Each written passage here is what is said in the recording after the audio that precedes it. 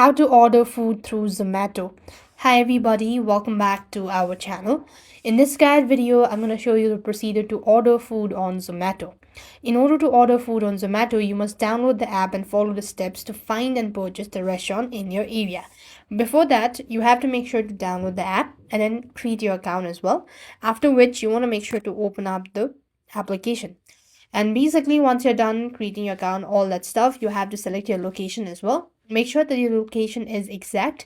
After which, you could just tap on the search bar and type in the food that you actually like to order. For example, I'm just gonna go with ghee dosa. Now, you could find all the restaurants that has these available food. Now, if you go and click on this filter in the top left, you could also see this section, such as reading and all that stuff.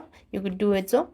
Now, what you need is, if you want to order this, you want to click on the following order, or you just want to go ahead and add or select the particular item that you wish to order and click on add.